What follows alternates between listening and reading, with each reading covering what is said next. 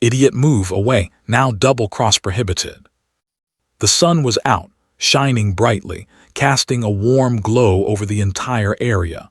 The protagonist, let's call him Adam, had been looking forward to this gathering for weeks. He had a few close friends here, and it was a chance to unwind and forget about the usual stresses of life. For the moment, everything felt perfect. Adam wasn't one to draw attention to himself. He preferred to stay on the sidelines, watching others enjoy themselves. His friend, Lucy, was a bubbly person who loved being the center of attention. She was loud, full of life, and always the first to jump into any activity. It was the kind of day she thrived on. Today, she was wearing a bright red dress that seemed to match her energy perfectly. Adam had to admit, it was a good look on her, even if he wasn't as keen on standing out himself. They were sitting at one of the outdoor tables, enjoying a light conversation when things began to take a turn. In the middle of their chat, a figure appeared from the crowd, a person who seemed out of place among the cheerful faces. This person was tall, with a confident, almost arrogant stride that drew the eye. It was clear that this individual enjoyed making an impression, but the impression they made wasn't a positive one. The crowd gave way as the person walked by, their eyes scanning the people around them with a hint of disdain. Lucy, ever the curious one, looked up and caught sight of the stranger. She didn't hesitate to strike up a conversation, but as soon as the stranger responded, Adam could tell something wasn't right. The words were laced with sarcasm, the tone sharp, and the attitude, well, just rude. Adam's instinct was to remain calm and let Lucy handle it. She was good at talking to people after all. But there was something about the way this person was acting that didn't sit right with him. It wasn't just the words they were using. It was the air of superiority they exuded. It was as if they thought they were better than everyone around them, as though the entire gathering was beneath them. As the conversation continued, it became more apparent that the stranger wasn't interested in making friends. They were throwing jabs, each one more pointed than the last. Adam could see the discomfort in Lucy's eyes, and that was all it took for his protective instincts to kick in. "Hey, let's just step away," Adam suggested, his voice calm but firm. He wanted to defuse the situation before it escalated, but it seemed the stranger had other plans. They gave Adam a dismissive glance, as if to say, "Who are you to tell me what to do?" Lucy, usually confident and outgoing, now seemed taken aback. She tried to keep the conversation light, but the stranger wasn't having it. They kept pushing, deliberately crossing boundaries, making little comments about her appearance, her intelligence, and her taste in music. Every word they spoke seemed designed to irritate, to get a rise out of her. Adam stood up, his chair scraping loudly against the wooden floor. He could feel his muscles tense, his heart rate speeding up. This wasn't just a bad conversation anymore. It was a clear case of someone trying to make someone else feel small, feel insignificant. And Adam wouldn't stand for it. "Look, enough is enough," Adam said, his voice a little louder now, trying to make himself heard over the growing tension. He took a step toward the stranger, his eyes narrowing. "You need to stop, now." The stranger smirked, their eyes gleaming with amusement. "Oh. You think you can tell me what to do?" They didn't even flinch at Adam's approach. Instead, they leaned in a little, their face inches from Adam's, as if daring him to make the next move. The crowd that had been gathered nearby was starting to take notice, some of them backing away, others watching with curious eyes. Adam knew this was no longer just about him and Lucy. It was about standing up to someone who clearly thought they could get away with anything. Lucy looked at Adam, her face a mix of confusion and frustration. "Don't, Adam," she whispered, but there was a hint of relief in her voice. She wasn't as good at handling confrontation as Adam was, and she knew he wouldn't back down. The stranger wasn't backing down either. They crossed their arms, standing tall and imposing. "You're telling me what to do in front of all these people?" they asked, as if the mere presence of a crowd somehow made their words more powerful. They had the kind of attitude that suggested they thought being rude was a form of strength, as if being dismissive and condescending made them someone to be feared. Adam took another step forward, his jaw clenched. He wasn't going to let this go. The idiot in front of him was someone who thought they could push people around, but Adam wasn't going to be one of them. The adrenaline started pumping in his veins, but he kept his composure. He was going to make it clear that this kind of behavior wasn't acceptable, not in front of him and not in front of his friend. "Just move away," Adam said, his voice firm but controlled. "You're not welcome here if this is how you're going to act." The stranger's smirk widened, and for a brief moment it seemed like they were about to laugh. But then, something changed in their expression. The amusement faded and their face darkened. "You're really going to tell me what to do, huh?" Their voice was cold now, and Adam could see that this wasn't going to be resolved easily. Lucy stepped in, trying to diffuse the tension. "We don't want trouble," she said softly, though the stranger didn't seem to care. Adam knew that her words were an attempt to smooth things over, but it wasn't going to work with someone like this. The stranger wasn't interested in peace. They were interested in stirring up trouble. The situation was quickly reaching a boiling point. Adam could feel his temper rising, but he knew he had to keep it together. He glanced around at the crowd, which was now watching them closely, some of them whispering among themselves. The last thing he wanted was for things to turn violent, but the stranger wasn't making it easy. Adam's mind raced, trying to figure out how to get through this without it escalating any further. But before he could say anything more, the stranger pushed past him, their shoulder brushing against Adam's roughly as they made their way through the crowd. The audacity was incredible. They thought they could just waltz in, make everyone uncomfortable, and walk away without consequence. As the stranger disappeared into the crowd, Adam stood there for a moment, his fists clenched at his sides. He wasn't sure whether he felt anger or relief. Maybe both. One thing was clear. He wasn't going to let people like that get away with treating others like they didn't matter. Lucy gave him a worried look, but Adam just shook his head. "It's over," he said, though the words didn't feel entirely true. The confrontation wasn't just over, it was only just beginning. Adam knew that this moment would stick with him for a long time, and the question now was whether he had done enough to make sure it didn't happen again. The tension in the air was thick as Adam stood there, still processing what had just happened. His heart was pounding, not from fear, but from the rush of anger that had surged through him when the stranger had crossed the line. But now, as the crowd started to dissipate and things returned to normal, a strange calm washed over him. The adrenaline was starting to wear off, and what remained was a deep sense of frustration. He couldn't shake off the feeling that the situation was far from over. Lucy, who had been quiet ever since the stranger walked off, finally spoke up. "That was intense," she said softly, her voice carrying a hint of disbelief. She seemed torn, unsure of how to feel. Adam could see the confusion in her eyes. On the one hand, she was grateful he had stepped in to protect her. But on the other, she probably wished the whole thing had never happened. "I just don't get it," Lucy continued, shaking her head as she stared at the spot where the stranger had been moments before. "Why do people like that even exist? I mean, who do they think they are?" Adam didn't have an answer. He wished he did. The question lingered in his mind as well. He had dealt with difficult people before, but this was different. This person hadn't just been rude. They had been deliberately cruel, like they were trying to provoke something. He had never understood why some people felt the need to belittle others, to make them feel small just to boost their own egos. "I'm sorry I couldn't handle it better," Lucy said, her voice a little more vulnerable now. She looked up at Adam, clearly conflicted. "I don't like confrontation, and I guess I just didn't know what to do. I'm not good at standing up to people like that."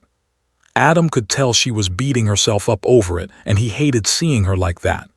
"Hey," he said, his voice softening, You didn't do anything wrong. It's not easy dealing with people like that, and honestly, you didn't have to step in. I had it covered. But deep down, Adam knew it wasn't just about the confrontation with the stranger.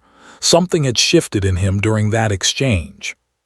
He hadn't planned on stepping in so forcefully, but the moment the stranger had insulted Lucy, something inside him had snapped. It wasn't just about defending his friend. It was about standing up to someone who clearly thought they could walk all over others without facing any consequences. He took a deep breath, trying to shake off the lingering frustration. "We're good. Don't worry about it." Lucy smiled faintly, though Adam could see the concern still etched on her face. "I just don't understand people like that, who act like they're better than everyone else for no reason." Adam nodded. He felt the same way. It seemed like there was always someone who thought they could get away with anything, just because they had power, money, or even just a sense of arrogance. But what bothered Adam most was that people like the stranger didn't seem to care who they hurt along the way. They sat in silence for a while, the peaceful surroundings a stark contrast to the storm that had just passed. The event was still going on, people laughing and chatting, completely unaware of the small drama that had unfolded only moments earlier. Adam's mind, however, was racing. He couldn't help but wonder what would have happened if he hadn't intervened. Would the stranger have continued to target Lucy, or would they have moved on to someone else? And if Adam hadn't stepped up, what kind of message would that have sent? But his thoughts were interrupted when the familiar face of James, one of their mutual friends, appeared at the table. He looked around, scanning the area, and then spotted Adam and Lucy. James had a laid-back attitude, always quick to crack a joke and lighten the mood.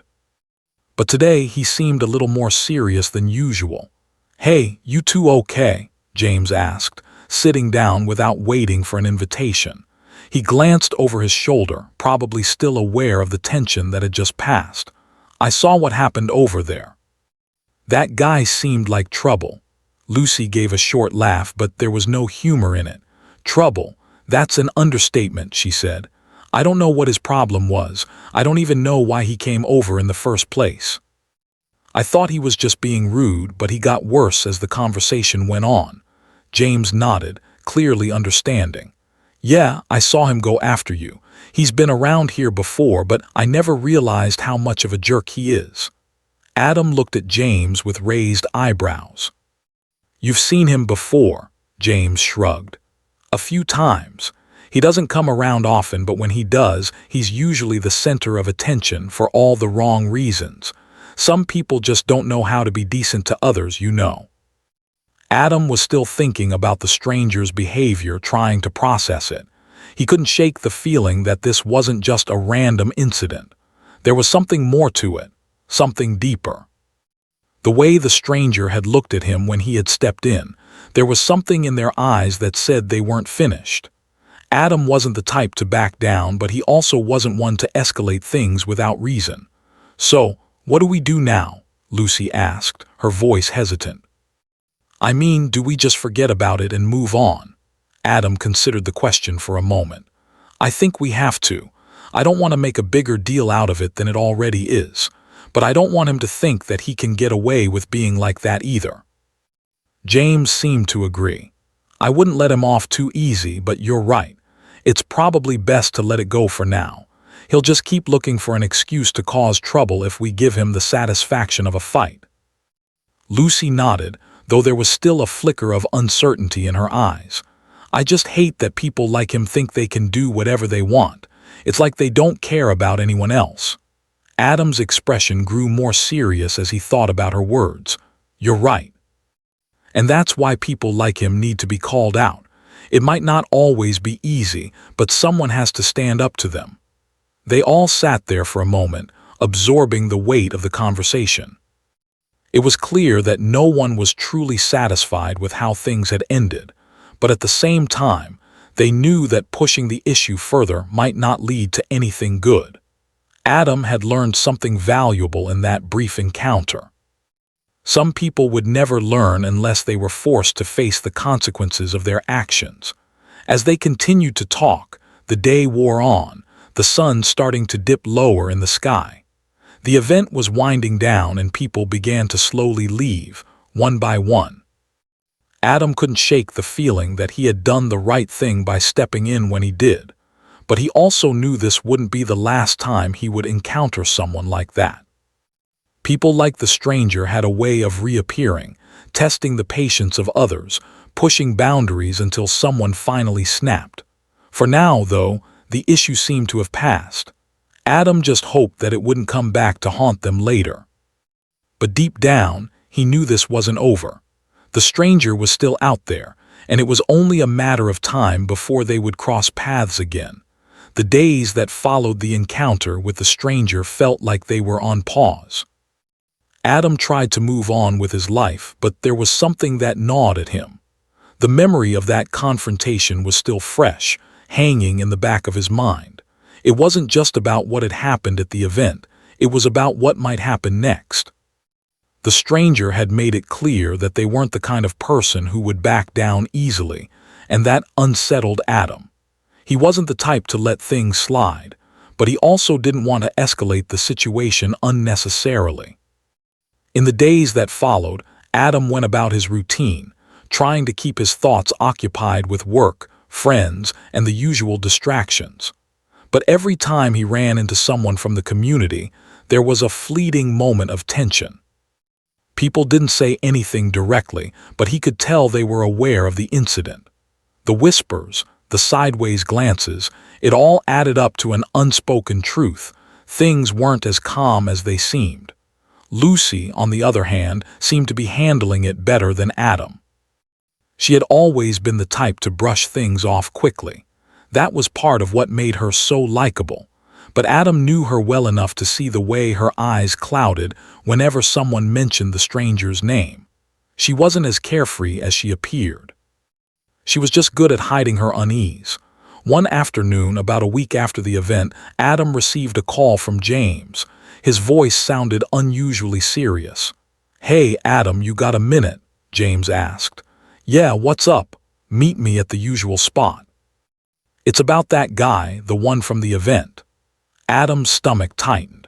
He had been waiting for something like this, the moment when the stranger would make their next move. The feeling he had experienced that day, the one that told him the situation wasn't over, was coming back. He knew he couldn't just ignore it anymore. When Adam arrived at the spot James had mentioned, a small cafe near the edge of town, he found his friend sitting at a corner table, looking more anxious than usual. James motioned for him to sit. "So what's going on?" Adam asked, trying to keep his tone casual. James leaned in, lowering his voice. "The guy you had that run-in with, he's been talking to people in town." Adam's heart skipped a beat. "What are you saying? What's he been saying?"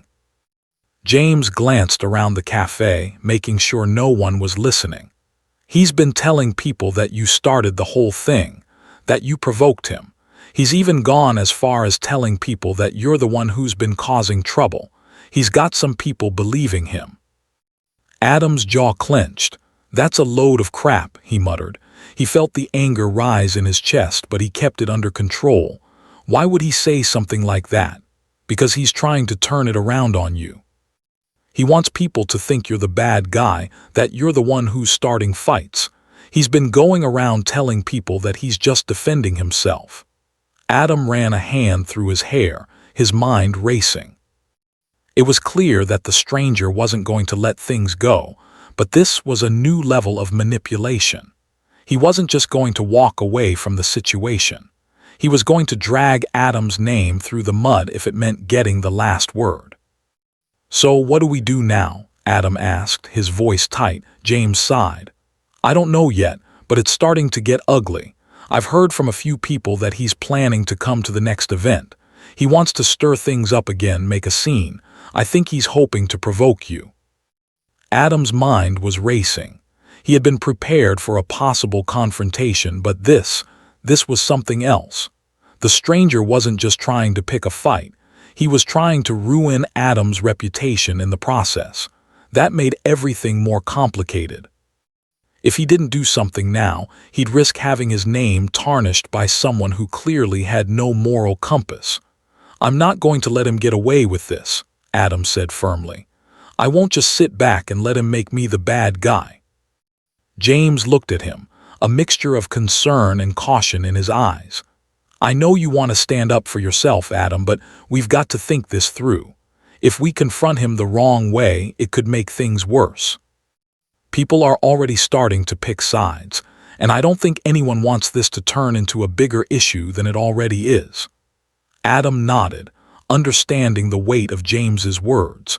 He wasn't naive enough to think that confronting the stranger head-on would solve anything. The last thing he wanted was for this to turn into an all-out war in their small town, but at the same time, he couldn't just let the stranger keep spreading lies without doing something about it. "I get it," Adam said, leaning back in his chair. "We don't want to make it worse. But I can't just pretend like nothing's happening either. This guy is trying to ruin my name, and I'm not going to let that slide." James exhaled deeply, rubbing his temples. "I know, man. I'm not saying you should let it slide, but we need to be smart about this. If we're going to confront him, we have to have a plan. We can't just go in blind and hope for the best." Adam was quiet for a moment, thinking. What could he do that would put an end to this without making it a bigger issue? How could he stop the stranger from ruining his reputation and causing more drama? "I'll talk to some people. Maybe we can get the truth out there before he has a chance to twist the story further," Adam said, a plan beginning to form in his mind. "I've got a few people who know the truth. Maybe if we all speak up, it'll make it harder for him to keep lying." James nodded. "That's a good start, but just be careful. This guy clearly knows how to manipulate people, and he's not afraid to spread more rumors if it gets him what he wants." Adam stood up, a new sense of determination in his chest. "I'm not afraid of him, but I'm not going to let this go on any longer. It's time to put an end to it." As Adam left the cafe, his mind was set. The next steps were clear. He wasn't going to let the stranger's lies tear him down, not without a fight. He had to be smart, but he also had to stand up for what was right. The time for passive waiting was over. Now, it was time for action. And as he walked back to his car, Adam couldn't shake the feeling that this was just the beginning. The confrontation he had been anticipating was about to get a lot more complicated. Adam had barely slept the night before. His mind raced with thoughts of the stranger and the way things were spiraling. The conversation with James had only made things clearer. This wasn't just a simple misunderstanding. The stranger wasn't going to back down, and if Adam wanted to stop the lies from spreading further, he needed to act fast. It wasn't enough to just stand up to the guy one-on-one. It was time to bring the truth to light and put an end to the situation once and for all. The next day, Adam met with a few friends who had been there at the event when the confrontation happened. They had seen everything unfold. It wasn't just his word against the strangers. There were others who could confirm what had really happened. The only problem was that they all had to be careful. The stranger had already started planting seeds of doubt in the community, and if they weren't careful, their side of the story could be twisted just as easily. Still, Adam knew they had to try. "Are we sure this is the right move?" Lucy asked, looking around at the group of friends that had gathered at the local diner. She was sitting across from Adam, clearly still shaken by everything that had happened. She wasn't the type of person to back down from a fight, but even she could feel the weight of the situation. "I think it is," Adam replied, his voice steady. "We can't just let him keep spreading lies. If we don't say something now, it'll only get worse. We need to make sure the truth is out there before he has a chance to twist things anymore." James, who had been listening quietly, nodded. "I agree. We've got to be strategic about this. We need to speak to the right people, the ones who were actually there and saw what happened. That way, we can get the story straight before anyone else tries to spin it." Adam felt a wave of gratitude for his friends. They were standing by him, ready to help clear his name. But the thought that he even had to do this was frustrating. Why did people like the stranger get to create chaos, to manipulate others without facing any consequences? It felt unfair.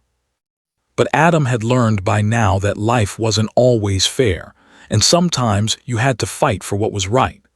The plan was simple enough. They would approach a few key people in the community who had witnessed the event and could vouch for Adam's version of the story. They would make sure the truth spread to the right people before the stranger had a chance to make it worse. Adam wasn't expecting a miracle, but he hoped it would be enough to stop the stranger's lies from gaining traction. The first person they approached was Mrs. Carson, a longtime neighbor who had been sitting near Adam and Lucy during the event. She had seen everything, and Adam knew she was the kind of person who always spoke the truth. Mrs. Carson had lived in the community for years and had a reputation for being fair-minded. If she was on their side, that could make all the difference. When they found her, Mrs. Carson was sitting on her front porch, enjoying the morning sun with a cup of tea in her hand. She looked up as they approached, a warm smile on her face. Adam could see the kindness in her eyes, but there was also a sharpness to her gaze.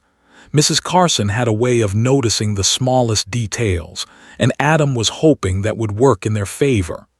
"Good morning, Mrs. Carson," Adam greeted her, trying to keep his tone light. "Good morning, Adam," she replied, setting down her tea. "What brings you by today?" Adam didn't waste any time. "We need to talk to you about something that happened at the event last week," he said, his voice steady but serious. "There's been some confusion, and I wanted to make sure you knew the truth about what happened." Mrs. Carson's brow furrowed slightly, a sign that she was listening carefully. "What kind of confusion are you talking about?" she asked, her voice cautious. "There's a guy who's been going around telling people that I started the argument with him," Adam explained. "He's spreading lies about me, and I wanted to make sure you knew that what he's saying isn't true. I didn't provoke him, and I didn't start the fight." Mrs. Carson's expression softened as she nodded. "I remember the event," she said. "I saw you and that man talking. It didn't look like you were trying to start anything. He was the one who seemed, well, how do I put it, aggressive. You were just trying to get him to stop." Adam felt a sense of relief wash over him. At least Mrs. Carson had seen it the same way he had. But he also knew that this wouldn't be enough. One person's word wasn't going to be enough to stop the stranger. They needed more people to back them up to make sure the truth spread. "Thank you," Adam said, his voice sincere. "I really appreciate you being honest about what you saw. We just want to make sure everyone knows what really happened." Mrs. Carson gave him a reassuring smile. "You've got it, Adam. I'll make sure people know the truth." With that, Adam and his friends continued their mission. They spoke to others who had been present, all the while making sure they remained calm and focused. They didn't want to escalate things further, they just needed to get the facts out there. It wasn't easy, and there were moments when Adam felt like it wasn't enough. But little by little, people started to listen. By the end of the week, the truth had spread. It wasn't a complete victory, but it was enough. People who had been on the fence about the situation began to see the stranger for what he truly was, a manipulative individual who would stop at nothing to create chaos. Adam didn't care if some people still believed the lies. What mattered was that he had done everything he could to protect his reputation and make sure the truth was known. But just as things started to calm down, Adam received another call. It was from James, and there was an urgency in his voice. "Adam, you need to come to the town square. Now," James said. "The guy is here, he's looking for you." Adam's heart skipped a beat. The confrontation he had been dreading was finally happening, but this time he wasn't going to back down. He had done everything he could to avoid this moment, but now it was here. It was time to face the stranger head-on once and for all. He hung up the phone and looked at Lucy, who had been sitting nearby, waiting for an update. "It's happening," Adam said quietly. "He's here and it's time to settle this." Lucy gave him a determined nod. "Let's go." As they made their way to the town square, Adam couldn't shake the feeling that this was going to be the moment that defined everything. The stranger had made his move, but Adam was ready. Ready to face him, ready to put an end to the drama, and most of all, ready to show everyone that the truth was on his side. The town square was bustling with activity. People were going about their business, chatting and shopping, but there was an undercurrent of tension in the air. Adam could feel it in the pit of his stomach as he walked through the crowd with Lucy by his side. He had been preparing himself for this moment, but now that it was here, his mind was racing. The stranger was somewhere in the square, waiting for him. Adam knew that this was the moment that would decide everything. There was no more running away from the situation. It had to end today. Lucy could sense Adam's unease and placed a reassuring hand on his arm. "We're in this together," she said quietly, her voice calm but firm. "You've got this." Adam nodded, grateful for her support. He wasn't sure what would happen when he faced the stranger, but he knew he couldn't back down. Not now. Not after everything that had happened. The lies, the rumors, the manipulation, it had all built up to this one final confrontation. And Adam wasn't about to let the stranger think he could get away with it. As they walked through the square, Adam scanned the crowd, his eyes searching for the one person who had caused all this trouble. He didn't see him at first, but then, out of the corner of his eye, he spotted him. The stranger was standing by a food cart, chatting with a few people. He looked completely at ease, as if he hadn't just spent the last few days spreading lies about Adam. His casual demeanor only fueled the anger that was bubbling inside Adam. The nerve of this guy. Adam and Lucy made their way toward him, the crowd parting just enough to give them a clear path. When the stranger saw them approaching, his expression shifted. The smugness faded, replaced by a flicker of recognition. He straightened up, his eyes narrowing as he took in Adam's determined expression. It was clear he hadn't expected Adam to confront him so directly. "Ah, so you finally decided to show up," the stranger said, his voice dripping with sarcasm. "I was starting to think you'd run away like you always do." Adam's fists clenched at his sides, but he forced himself to stay calm. He wasn't going to let the stranger bait him into a fight. "I'm not running away," Adam said, his voice steady, "and I'm not going to let you keep spreading lies about me." The stranger smirked, clearly enjoying the tension in the air. "Lies? You mean the truth? Oh, please. You really think people are going to believe you over me?" Adam took a deep breath. He wasn't going to let the stranger get under his skin. "I don't need anyone to believe me," he said, his voice gaining strength. "The truth is clear to anyone who was there.